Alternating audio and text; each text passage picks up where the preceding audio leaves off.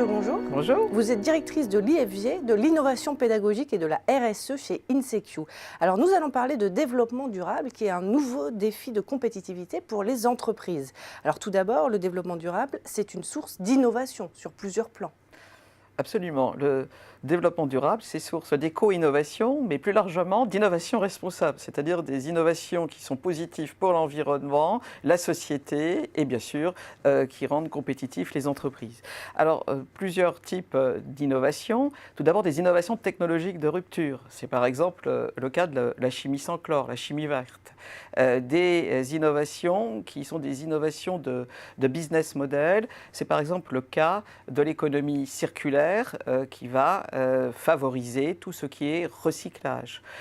Et puis des innovations qui vont remplacer des produits par des services. C'est l'économie de la fonctionnalité, c'est par exemple l'autopartage ou les services aux économies d'énergie qui sont proposés par des entreprises énergétiques. Alors quels sont les impacts en matière d'emploi ?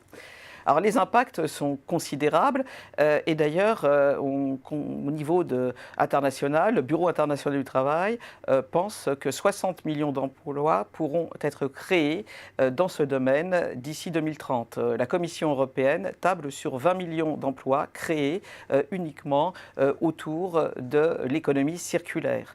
Alors bien entendu, qui dit création d'emplois dit destruction d'emplois parce qu'en fait tous les secteurs sont concernés.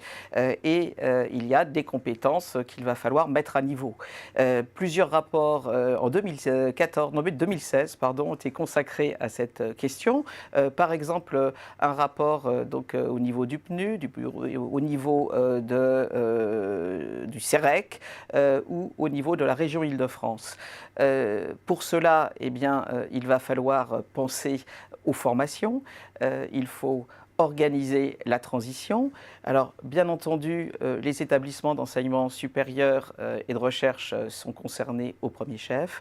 Et d'ailleurs, chez InSeQ, par exemple, nous sommes très investis et nous avons obtenu pour cela des labellisations nationales, des DRS, qui sont attribuées aux universités les plus performantes en matière de développement durable, ou bien au niveau international, le label UI Green Metrics, qui récompense aussi les universités mondiales les plus engagées en matière de développement durable. Ce qui va impliquer, bien entendu, des nouvelles formations, d'intégrer le développement durable dans l'ensemble des cursus, mais au-delà, créer par exemple des incubateurs favorisant la responsabilité sociale, le développement durable. C'est par exemple le partenariat que nous avons avec la Ruche pour l'Académie de l'entrepreneuriat social.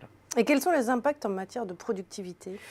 Alors, les impacts sont là aussi énorme et un rapport de France Stratégie qui date de 2016 considère qu'il y a un gain de performance de l'ordre de 13% pour les entreprises les plus engagées en matière de responsabilité sociale d'entreprise, c'est-à-dire la déclinaison du développement durable au niveau des entreprises.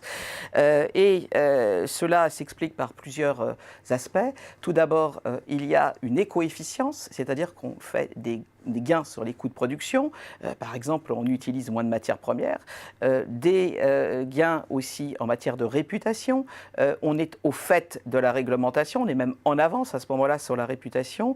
Les entreprises de ce type attirent les meilleurs employés, en particulier les plus jeunes, la génération Y, très investie dans ces questions de sens ou de valeur. Et puis bien entendu, on a parlé de l'innovation qui est source de compétitivité. Et alors, où en est la France au niveau de sa recherche et développement en la matière ? Alors, la France est très investie en matière de recherche-développement sur le développement durable et cela s'est accéléré depuis, on peut dire, 2008, paradoxalement, avec les plans de relance de la crise de 2008, puisque 430 milliards de dollars ont été consacrés au niveau mondial à l'investissement sur le développement durable et la France en a consacré 35%.